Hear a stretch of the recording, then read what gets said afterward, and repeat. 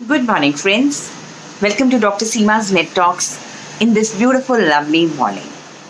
It's a beautiful morning which gives you all the positivity to stay positive throughout the day.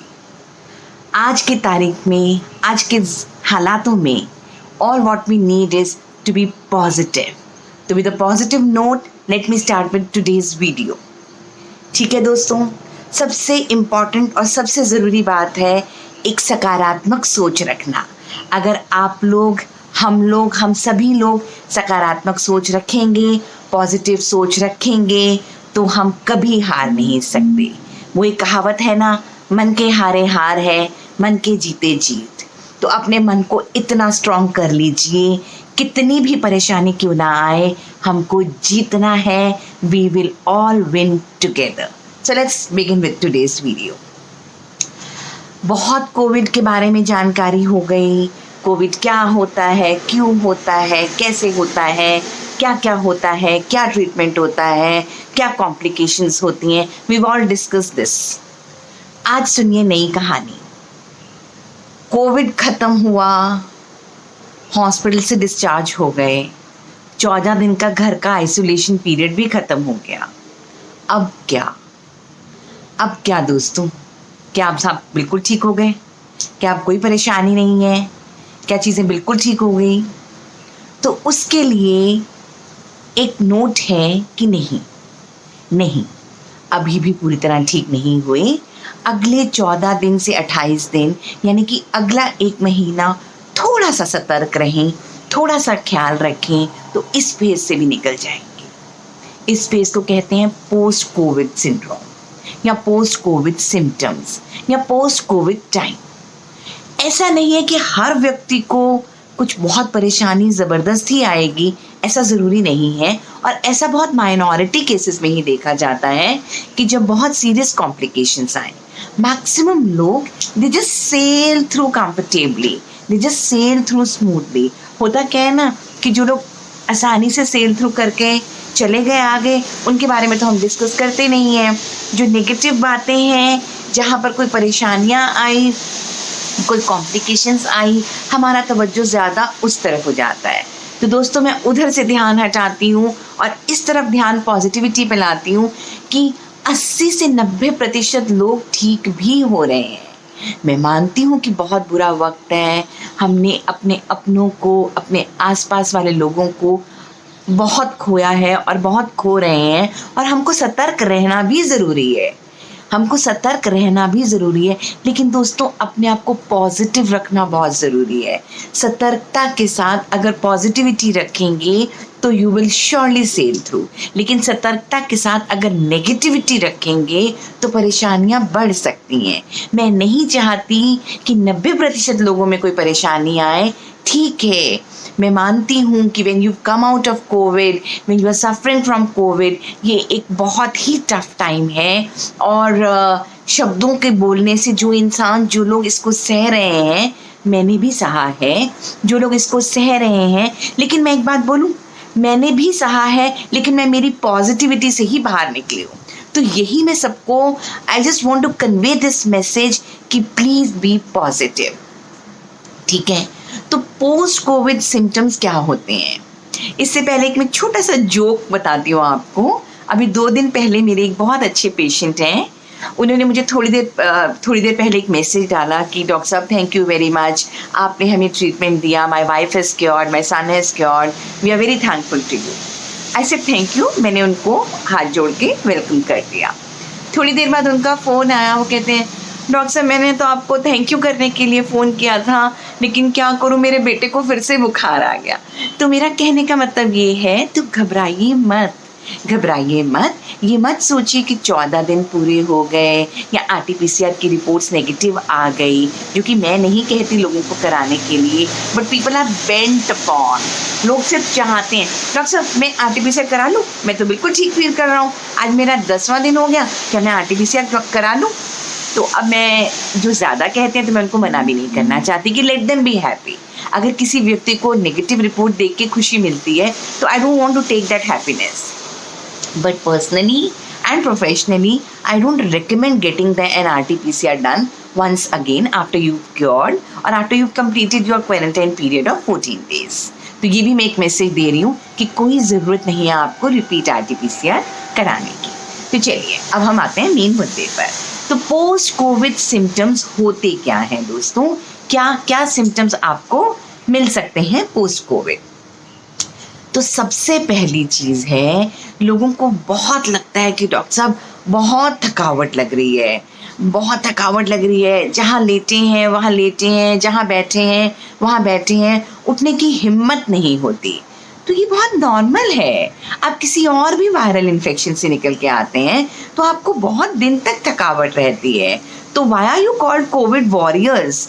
हम लोग तो जो लोग Covid से ठीक हो रहे हैं उनको वॉरियर्स कहते हैं। तो वॉरियर्स कहने का कोई तो रीज़न रहेगा ना दोस्तों। इतना ज़बरदस्त इन्फेक्शन है, इतना परेशानी है, उसके बाद अगर कुछ दिन के लिए थकावट या वीकनेस रहती है तो उसके लिए घबराने की ज़रूरत नहीं है। उसके लिए बिल्कुल भी मत घबराइए। With in a span of time देखिए आपकी बॉडी पे बहुत चोट लगी है, आपके सिस्टम पर बहुत आघात हुआ है। तो उस आघात को ठीक होते होते, क्योंकि जब भी कोई चीज़ आपके शरीर में आती है, जैसे कि वायरस आया, तो आपके शरीर ने भी तो उससे खूब लड़ाई करी है। अब खूब लड़ाई करी है तो उसको नॉर्मल मोड में आने भी थोड़ा वक्त तो लगेगा। आपका डिफेंस मैकेनिज्म, आपकी इम्यूनिटी, जो आजकल रोज़ बोलते रहते हैं साइटोकाइन स्टॉर्म आया, साइटोकाइन आया, तो इस साइटोकाइन ने बहुत काम किया है। अब इसको थोड़ा वक्त तो दीजिए कि ये नॉर्मलाइज हो जाए। तो ये उसी का कारण है कि आपको थकावट रहती है या आपको वीकनेस रहती है। अब इसके लिए क्या क्या चीज़ें कर सकते हैं ये मैं वीडियो के दूसरे पार्ट में बताऊँगी। तो एक बात सबसे इम्पॉर्टेंट हुई, जो लोगों को कंप्लेंट्स रहती है कि मुझे बहुत थकावट, बहुत कमज़ोरी रहती है, तो उसके लिए दोस्तों ज़्यादा घबराना नहीं है।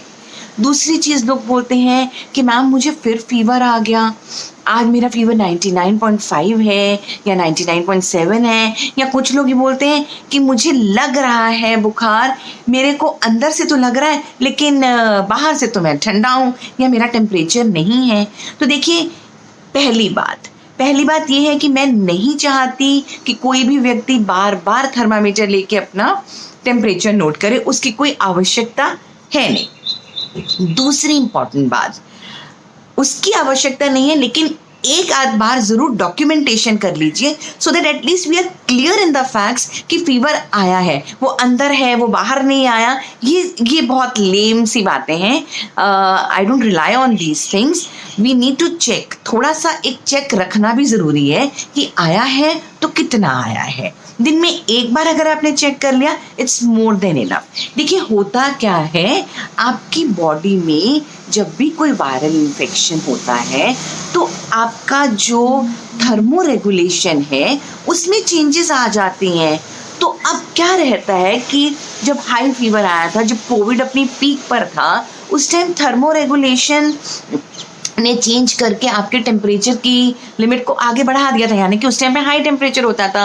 अब उस थर्मोस्टैट वाले रेगुलेशन को नॉर्मलाइज होने में थोड़ा सा वक्त लगता है, उसको हम कहते हैं थर्मोस्टैट डिसरेगुलेशन। तो ये कुछ दिन के लिए डिसरेगुलेटेड रहता है।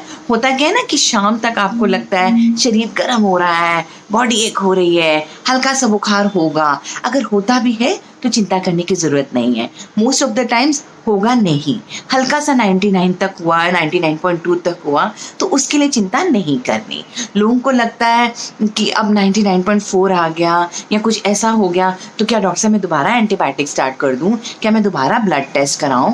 तो देखिए इस चीज़ की अभी ज़रूरत नहीं है। Keep in touch with your doctor. I understand कि ये सारे डर लगते हैं, तो उसके लिए आप अपने डॉक्टर से संपर्क करें।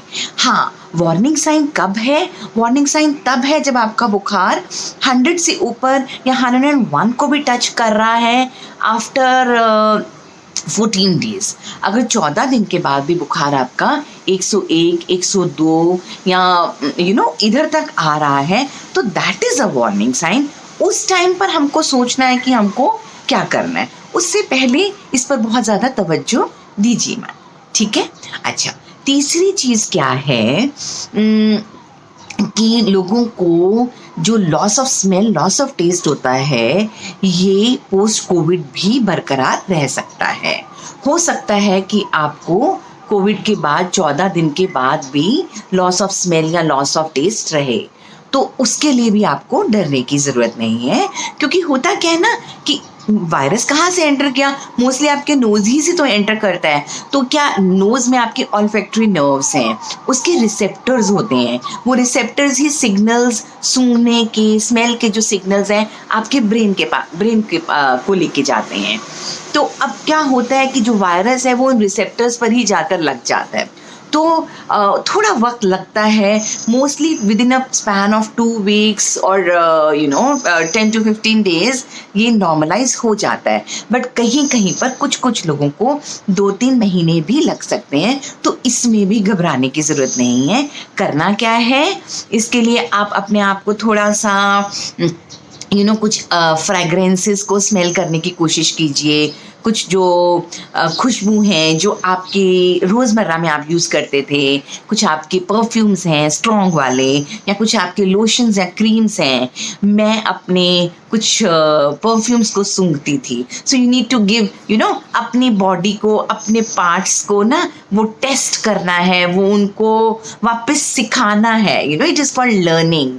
You need to learn them once again. Something we have lost it, so we need to learn that part once again. So उसके लिए चिंता नहीं करनी है, उसके लिए कोई दवा की भी ज़रूरत नहीं है, वो खुद ब खुद चला जाएगा। कई बार ये भी होता है कि कुछ देर के लिए गया, फिर आ गया, फिर कुछ देर के लिए गया तो फिर आ गया। तो do not worry about that.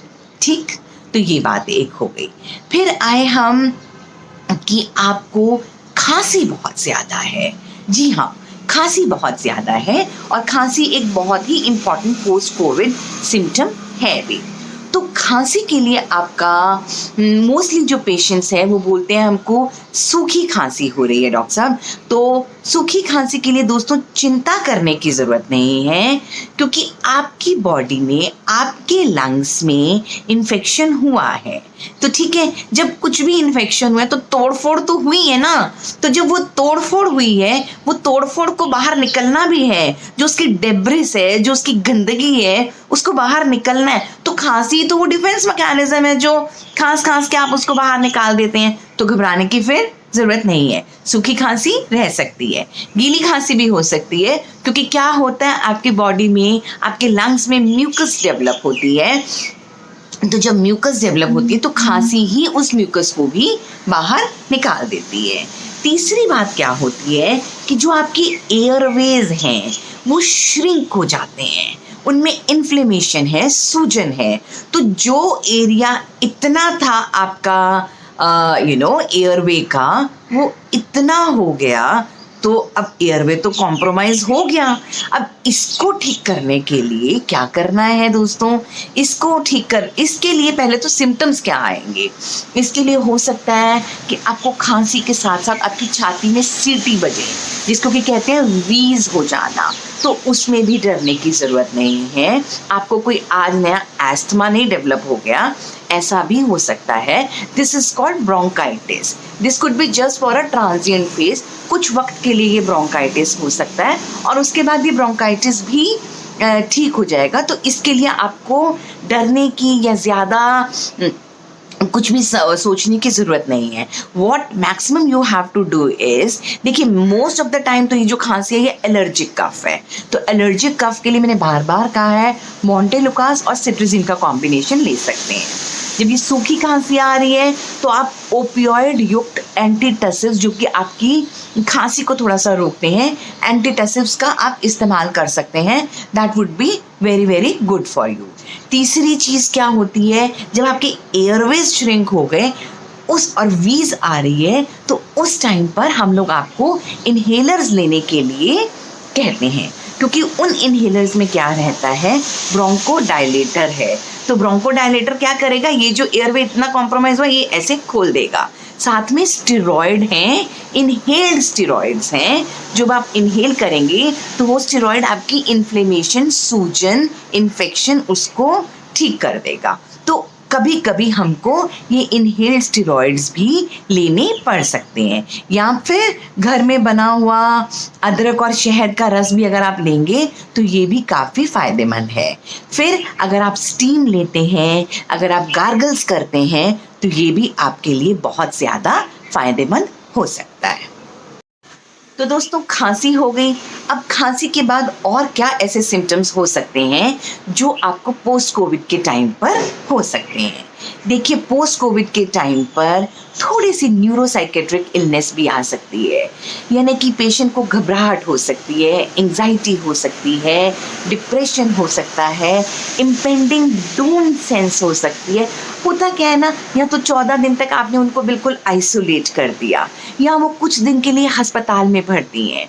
तो जब वो अस्पताल में अकेले पड़े हैं या घर में आइसोलेटेड पड़े हैं, उस टाइम पर इस तरीके की बीमारी के कारण मन में बहुत नकारात्मक सोच आती है। तो वो नकारात्मक सोच पोस्ट कोविड भी कहीं ना कहीं रह जाती है और व्यक्ति को उनमें से निकलने में थोड़ा सा वक्त लग जाता है। तो उस वक्त में just get into your family, अपनी फैमिली के साथ बिल्कुल जुड़ जाइए, अपने दोस्तों के साथ जुड़ जाइए। मैं मानती हूँ कि हम बाहर नहीं जा सकते, घर में रह के फैमिली के साथ, बच्चों के साथ कुछ गेम्स खेलिए, घर में कुछ कुकिंग कीजिए। You know, cooking is a very big and very good stress buster. Cook for your family, cook for your kids, you will really feel happy for that. बच्चों के साथ खेलो, बच्चों के साथ बातें करो, दोस्तों के साथ व्हाट्सएप पे चैट करो, दोस्तों के साथ फेसबुक पे चैट करो। Be little more into the social media, that will really help you out. Anxiety, depression, impending Doom की अभी कुछ बुरा होने वाला है, री इन्फेक्शन हो जाएगा मुझे, इन सब बातों से बाहर निकल आइए। ऐसा दोबारा नहीं होगा।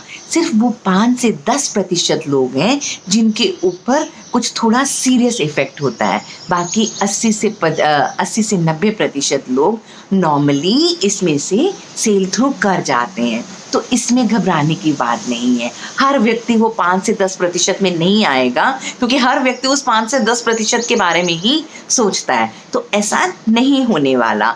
बी पॉजिटिव, आपको कुछ भी परेशानी नहीं आएगी। आपको कोई ज़रूरत नहीं है ज़्यादा सोचने की या डिप्रेशन में जाने की।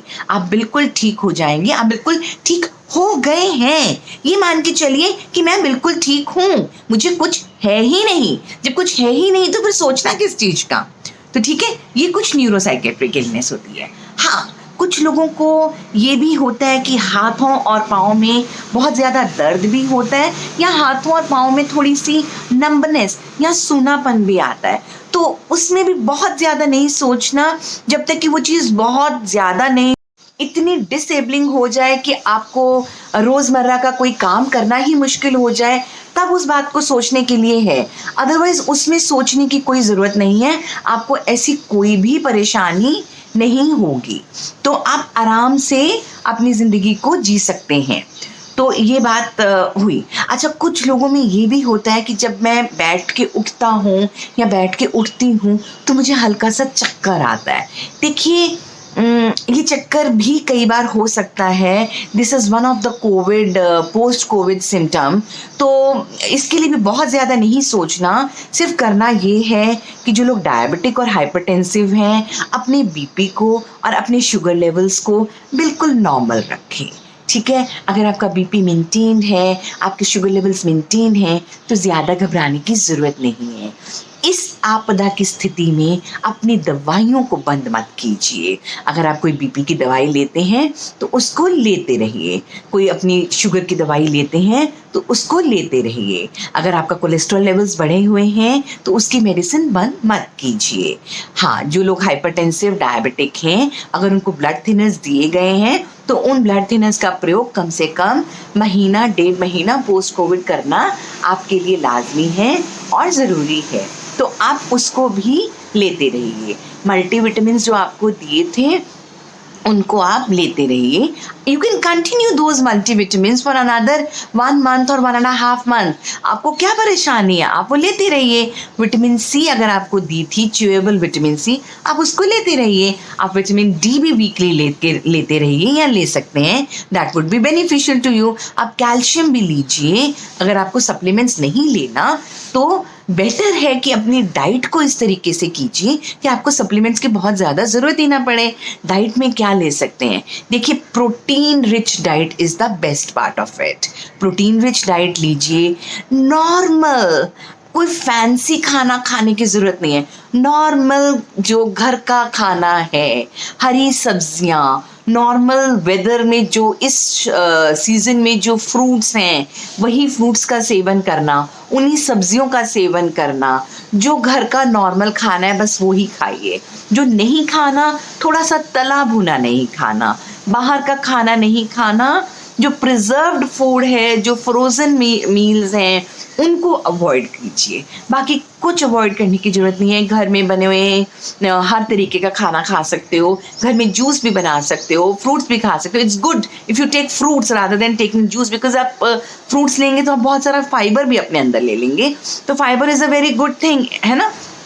तो अगर आप हरी सब्जियां या ताज़े फल फ्रूट खाते हैं तो आप विटामिन सी ले रहे हैं। तो विटामिन सी आपकी इम्यूनिटी को बूस्ट करेगा, आपको बीमारी से लड़ने की क्षमता बढ़ाएगा, आपके माइंड को पॉजिटिव रखेगा।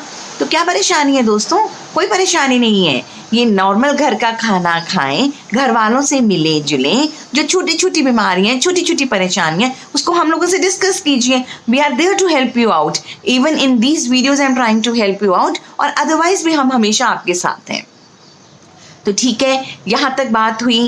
अब आया आपका गैस्ट्रोइंटेस्टाइनल सिस्टम, यानी कि आपका पेट।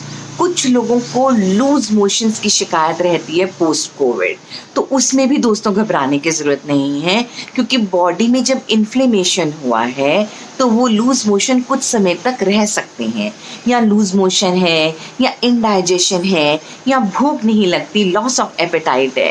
देखिए, बॉडी में बहुत केमिकल लोचा हुआ है, उस केमिकल लोचे के बाद ही आप बाहर निकल के आए हैं, तो घबराइए मत, वो सब ठीक हो जाएगा, उसमें बिल्कुल भी चिंता करने की ज़रूरत नहीं है। तो अगर आपको भूख नहीं भी लगती है तब भी थोड़ा थोड़ा मील आप हमेशा लेते रहिए, सो दैट धीरे धीरे करके आपकी एपेटाइट ठीक हो जाएगी। अच्छा, एक बहुत इम्पॉर्टेंट चीज़ है, कीप योरसेल्फ हाइड्रेटेड, यानी कि पानी या नारियल पानी या दूध या कोई भी इस तरीके की चीज़, या नींबू पानी, आई मीन अपने आप को लिक्विड्स ज़्यादा लीजिए, ज़्यादा अच्छे से खुद को हाइड्रेट करके रखिए। देखिए, अगर आप बहुत अच्छे से हाइड्रेटेड रहेंगे तो आपकी बॉडी से सारे टॉक्सिन्स फ्लश आउट हो जाएंगे। तो this is what we want, हम यही तो चाहते हैं कि आपके शरीर से सारे टॉक्सिन्स वॉश आउट हो जाएं। अच्छा, यहाँ हुई पेट की बात। उसके बाद कई बार होता है कि आपको बहुत ज़्यादा टांगों में दर्द रह सकता है, क्रैम्प्स आ सकते हैं, ठीक है। तो उसके लिए क्या करना है? मैं मानती हूँ कि आपको रेस्ट करना बहुत ज़रूरी है, बहुत अनिवार्य है। आप अस्पताल से आए हैं या आपने घर पे भी 14 दिन का क्वारंटाइन पीरियड किया है, उसके बाद भी आप हफ्ता 10 दिन पूरी तरीके से रेस्ट कीजिए। मैं बेड रेस्ट वर्ड यूज़ नहीं करना चाहती। मैं क्यों बेड रेस्ट वर्ड यूज़ नहीं करना चाहती? Because bed rest is so difficult यार। किस तरीके से? पहले 14 दिन भी किया, अस्पताल में भी किया। Why do you want to go for bed rest? थोड़ा सा उठिए, अपनी बॉडी को यूज़ कीजिए, अपने मसल्स को यूज़ कीजिए। मैं मानती हूँ कि मायालजियाज हुए हैं, मस्कुलर पेन्स हैं, लेकिन जब आप उठ के थोड़ा सा नहीं चलेंगे तो ये पेन्स तो ठीक नहीं होंगे। थोड़ा थोड़ा अपने घर में ही चलिए, अपने रूम में ही चलिए, उससे आपकी धीरे धीरे चलने की बढ़ जाएगी, एक्सरसाइज की टॉलरेंस बढ़ जाएगी और आपकी बॉडी बेटर होने लगेगी। और ज़्यादा टाइम नहीं लगता दोस्तों, with in a span of 4 weeks, it took me 1 month full, कि मुझे पूरा 1 महीना लगा था ये मायालजिया से निजात पाने में। तो मैक्सिमम 1 month। हाँ, कई लोगों को, जिन लोगों को बहुत सिवियर कोविड हुआ था, उन लोगों को 1 महीने से ज़्यादा वक्त भी लग सकता है। It can take 2 to 3 months to come out of it totally, I agree. लेकिन हर दिन आप बेटर होंगे, आप डिटीरियोरेट नहीं होंगे, हर दिन आप बेटर होंगे। तो घबराना क्यों है? कल आज से बेहतर है, आज कल से बेहतर होगा, तो फिर क्यों घबराना है? कल को देखेंगे तो अगर आज से बेहतर लगेगा तो कितनी खुशी मिलेगी। यू कम वन डे, एक दिन आगे बढ़ गए हैं, एक दिन और बेहतर हो गए हैं, तो कल और बेहतर हो जाएंगे। Positive, be positive. तो थोड़ा सा चलिए, क्योंकि चलने से अच्छा भी फील करेंगे। और जैसे कि मैंने बार बार बताया है, ये जो कोविड है इसमें खून के थक्के जम जाते हैं। तो जब खून के थक्के जम जाते हैं तो उससे क्या हो सकता है ना कि शरीर में कहीं पर भी थ्रोम्बस बन सकते हैं, खून के थक्के जम सकते हैं, चाहे वो आपकी पैरों की, टांगों की जो ब्लड वेसल्स हैं उनमें भी बन सकते हैं। तो थ्रोम्बस बन जाएगा, उसमें भी यू नो एक ब्लॉकेज आ जाएगी। तो वो नहीं आनी है। अगर आप थोड़ा थोड़ा चलते रहेंगे तो वो ब्लॉकेज नहीं आएगी। वो ब्लॉकेज अगर यहाँ आ गई तो परेशानी तो ऑब्वियसली होगी। अच्छा, एक बहुत इम्पॉर्टेंट चीज़ है, जो लोग स्मोकिंग करते हैं या ड्रिंक करते हैं, प्लीज़ इन चीज़ों को इस टाइम पर तो बिल्कुल छोड़ दीजिए। स्मोकिंग तो बिल्कुल छोड़ दीजिए। I mean it is really really bad. Smoking आपके लिए बहुत ज़्यादा नुकसानदायक हो सकता है इस वक्त पर। तो हाथ जोड़कर हम्बल रिक्वेस्ट करती हूँ दोस्तों, no smoking, no alcohol, get in to good eating habits, healthy lifestyle. थोड़ा सा लाइफस्टाइल को चेंज कीजिए, आई एम श्योर कोई भी परेशानी नहीं आएगी। ठीक है, अब ये तो हुई जनरल पोस्ट कोविड सिम्टम्स की बात। वो 90% लोग जिनको ये सब हो सकता है। अब थोड़ी सी बात वो 5 से 10% लोगों के लिए जिनमें थोड़ी सी परेशानी ज़्यादा आ सकती है, तो उसके कुछ वार्निंग साइंस होते हैं, उनको मैं फटाफट से आपको बता देती हूँ। आपको कोविड के बाद हल्की फुल्की ब्रेथलेसनेस हो सकती है। अगर आप एकदम सीढ़ियाँ चढ़ के आए हैं, हल्की सी ब्रेथलेसनेस हो सकती है, उसमें ज़्यादा घबराना नहीं है। लेकिन वो रेड फ्लैग साइन कब है?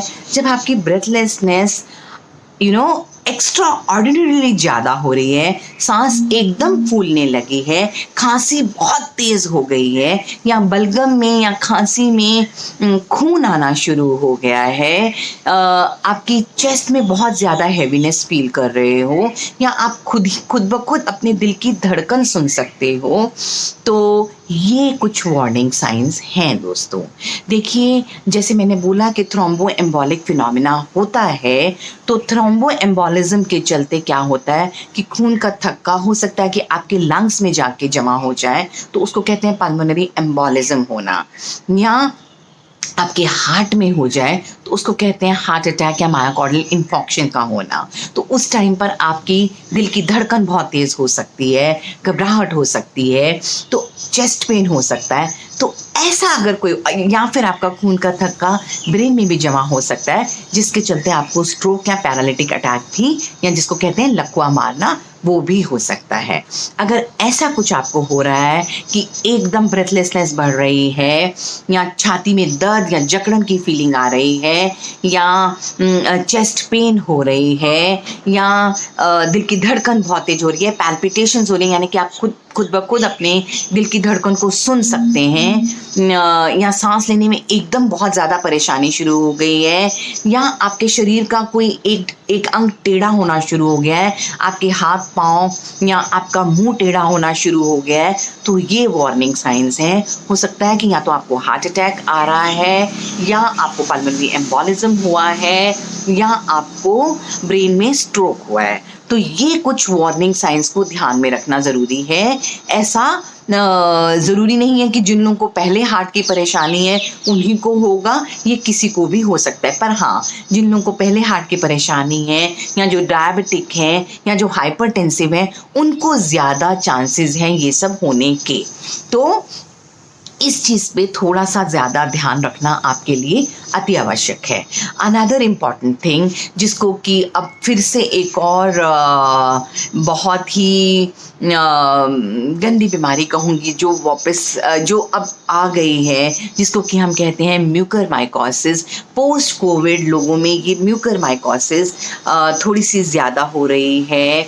अब उसके कॉजेज़ तो बहुत बताए जाते हैं कि स्टेरॉइड ज़्यादा दे दिया, या ऑक्सीजन ज़्यादा चली है, या ऑक्सीजन जो आपका जो डिस्टिल्ड वाटर जो पानी है वो साफ़ नहीं है, क्योंकि जब हम ह्यूमंस को ऑक्सीजन देते हैं तो we have to take a lot of care कि जो पानी क्योंकि पानी के थ्रू जब ये जा रही है तो वो डिस्टिल्ड वाटर होना चाहिए, वो पानी बहुत साफ़ होना चाहिए, tap water should never be used. तो या ज़्यादा स्टेरॉइड का सेवन किया गया या ज़्यादा एंटी इन्फ्लेमेटरी ड्रग जैसे कि टोसिलिजुमैब वगैरह का सेवन किया गया.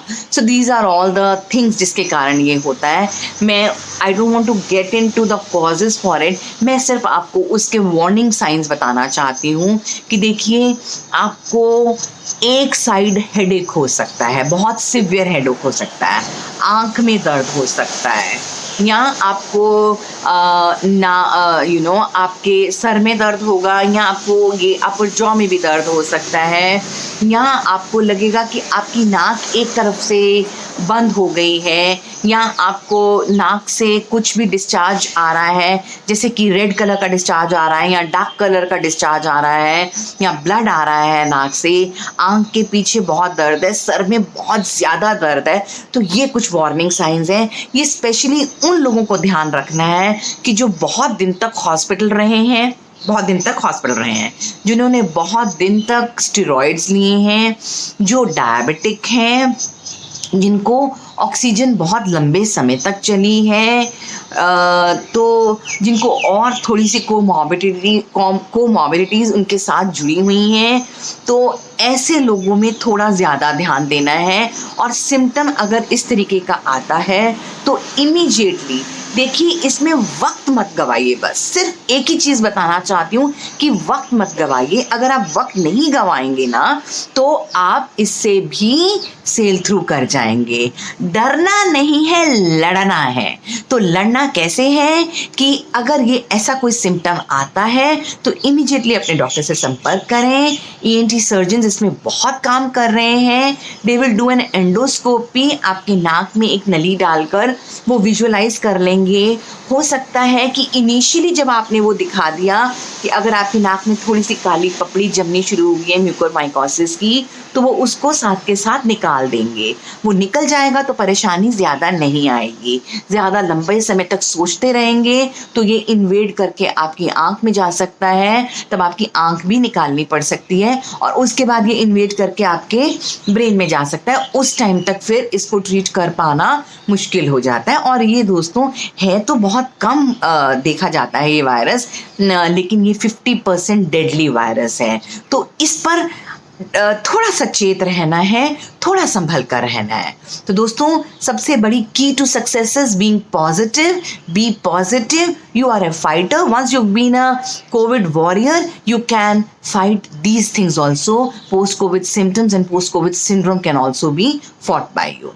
So, I hope मेरे वीडियो आपको अच्छे लगेंगे और thanks a lot. Thank you very much.